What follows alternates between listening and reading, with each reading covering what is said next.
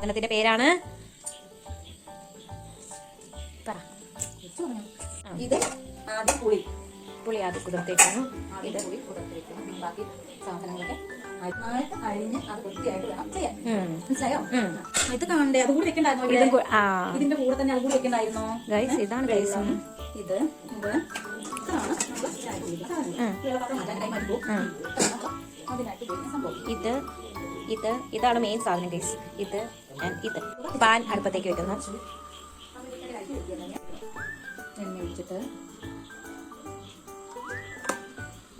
എണ്ണ പതുക്കെ ചൂടായിട്ട് വരുമ്പോ എണ്ണ പതുക്കെ ചൂടാകുമ്പോ എന്ത് ചെയ്യണം? തേങ്ങ ഇടണം.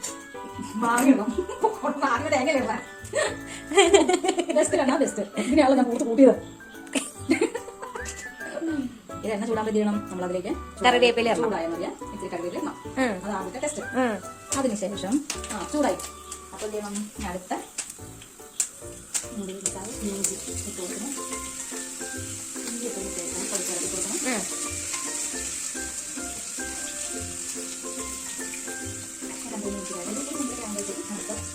വെളുത്തുള്ളി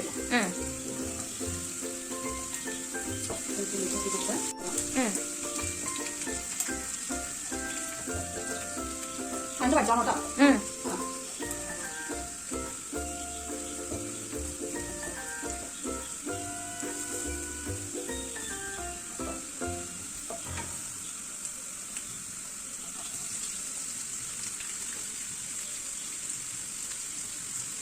ഗൈസ് ഇതിങ്ങനെ മൂത്ത് വരുമ്പോൾ നമ്മള് സബോള ഇട്ട് കൊടുക്കുകയാണ് ഗൈസ്. അതിലേക്ക് അല്പം ഉപ്പ് കൊടുക്കാം.